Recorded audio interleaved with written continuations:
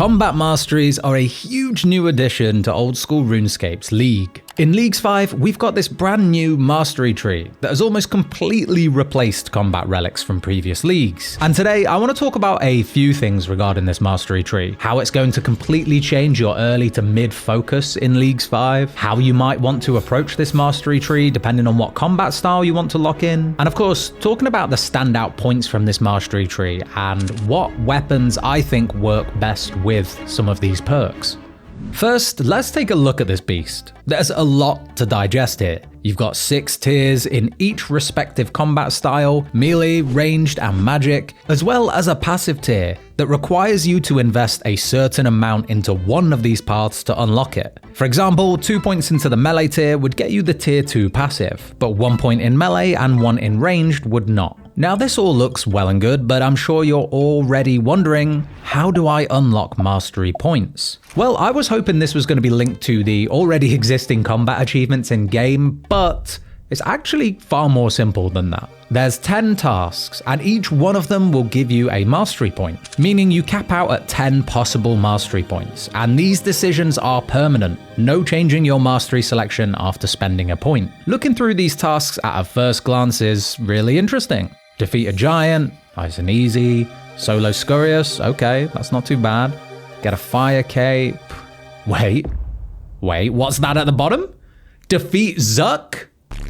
Yeah, so clearly there's a real spread of difficulty when it comes to these tasks. The last 2 tasks here standing out as being particularly more difficult depending on your region choices. Beating 3 unique echo bosses might not be so bad, but for any Varlamore pickers, having to beat the only echo boss listed at Grandmaster difficulty may be a bit of a hurdle at first. And of course, completing the Inferno for your final point. Now, while I say final point, these tasks can be completed in any order, so there is really quite a lot of strategy involved with how you want to do these, but those earlier tasks really are quite easy and attainable very early on in the league. And actually the first thing I want to talk about is how this changes your early to mid pathing in Leagues 5. Now guys, it goes without saying, Leagues 5 is a fun temporary game mode. Play it however the hell you want. But I know there are people watching this video who want to do things efficiently. And previously that would have looked like ticking off as many tasks as possible, having a little route that you're going to go and tick off tasks to unlock your first 3 relics quickly and your first region quickly.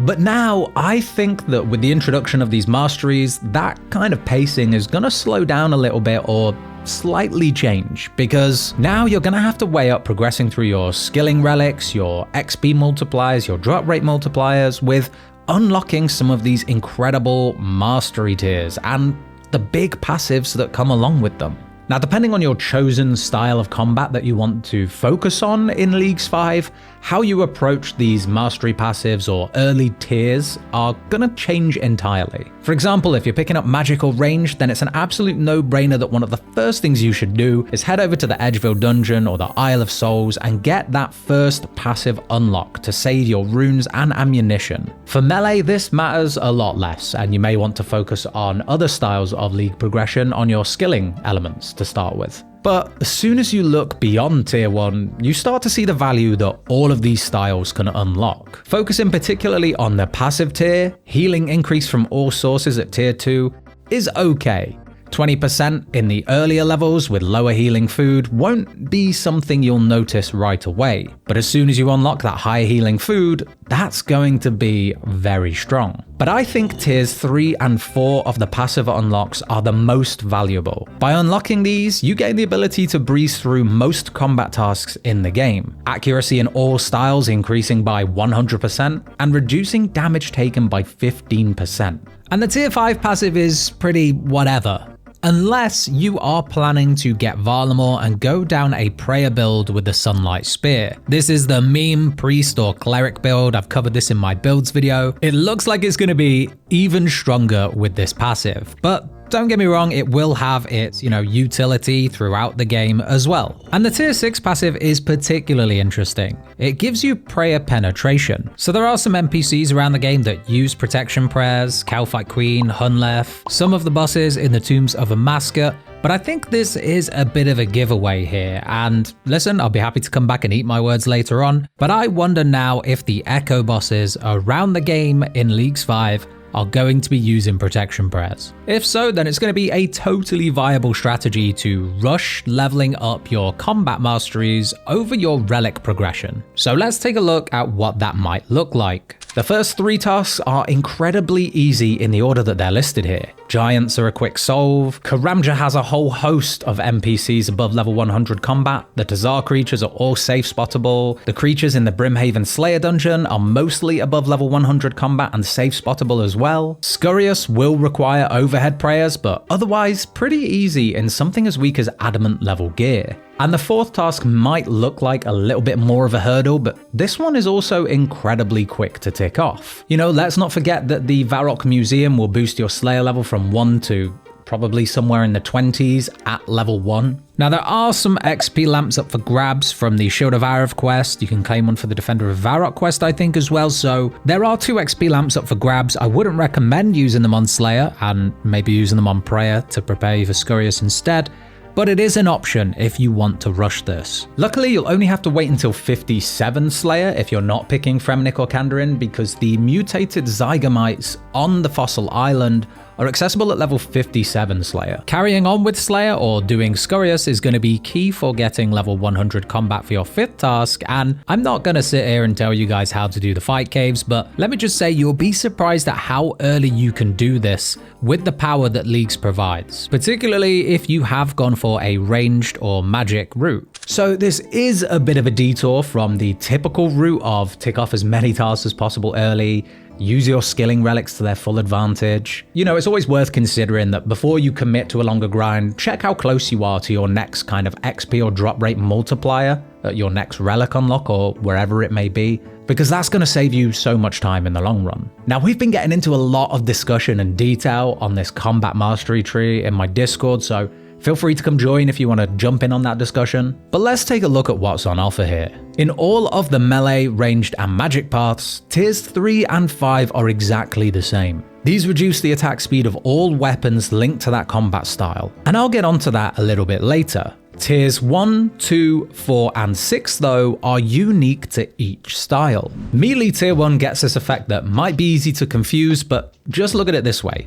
There's a 25% chance for a DPS increase on successful hit. And this is going to have a crazy curve as the DPS increases as your accuracy naturally does with the gear stats you get later. This mastery also seems to favor multi-hitting weapons, which will have multiple chances to proc that 25% chance. The unique element of the melee tier comes in at tier 2, with a 10% chance to generate an echo hit. This is a little ghost thing that's summoned to do another melee hit for up to 50% of the max hit. This attack does respect accuracy though, so it can miss unfortunately. At tier 4, melee gets a nice sustain buff with a 5% chance to heal for 40% damage. This is a really low percentage, so it's a little bit underwhelming. You know, let's compare it to the Blood Fury quickly. That's a 20% chance to heal for 30%. Obviously, the main difference is that this percentage is a lot higher. 40% of damage dealt is gonna lead to some pretty big chunky heals later on. And at tier 6, we see a bigger buff to the tier 2 passive, now having a 20% chance to generate an echo hit. And these echoes can also summon other echoes up to a max of 8 times. What's really interesting about this echo mechanic is that weapons that hit multiple times, the Sulphur Blades, the Blood Moon Maracas, Glacial Tomotley,